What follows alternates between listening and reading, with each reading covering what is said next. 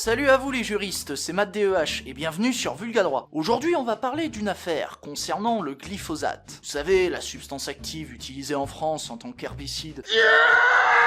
J'ai à peine commencé, il y en a certains qui crissent déjà. Bon, tout commence avec Monsieur Blaise et 20 autres personnes qui s'introduisent dans des magasins du département de l'Ariège, en France. À l'intérieur de ces magasins, ils ont volontairement dégradé des bidons de désherbant contenant du glyphosate, ainsi que des vitrines en verre. En comparaissant devant le tribunal correctionnel de Foix, les prévenus ont affirmé qu'ils voulaient alerter les magasins et leur clientèle sur les dangers liés à la commercialisation de désherbants contenant du glyphosate. Pour échapper aux poursuites, ils invoquent le principe de précaution. Pour rappel, ce principe implique que des mesures de protection peuvent être prises sans attendre que la réalité et la gravité des risques pour la santé humaine soient pleinement démontrées. Pour analyser le bien fondé de cet argument, le tribunal correctionnel a demandé à la Cour de justice de l'Union européenne de vérifier la validité du règlement régissant la mise sur le marché des produits phytopharmaceutiques. Et par règlement, j'entends par là une norme créée par les institutions de l'Union européenne et qui produit directement des effets juridiques au sein des États membres.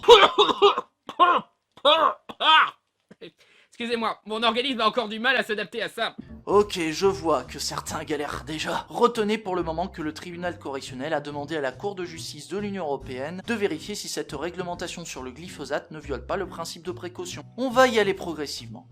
Pour analyser la validité du règlement, la Cour va vérifier si ce règlement n'est pas entaché d'une erreur grossière que l'on appelle l'erreur manifeste d'appréciation. Dans son analyse, la Cour constate que toute personne demandant une autorisation de mise sur le marché d'un produit phytopharmaceutique est tenue de faire état de toute substance entrant dans la composition de ce produit. Elle précise que cette personne, que l'on appelle demandeur, ne peut pas choisir librement quel composant du produit doit être considéré comme substance active. Ainsi, comme le règlement oblige cette personne à identifier les substances actives qui composent réellement ce produit, le règlement n'est pas entaché d'erreurs manifestes d'appréciation et n'est pas incompatible avec le principe de précaution. Putain, mais juste, mais... Déçu, choqué, continuons à voir ce que dit la Cour de justice de l'Union européenne, ou CJUE. Ouais, on va dire CJUE, c'est plus court et c'est surtout moins chiant à dire.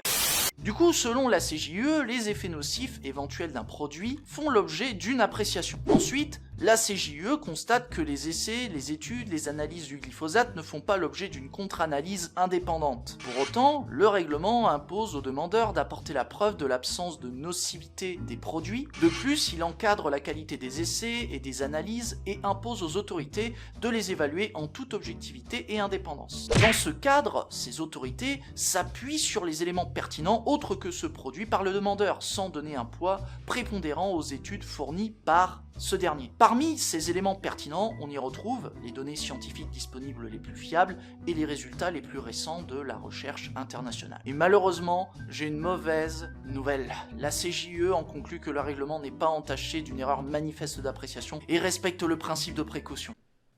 Quoi?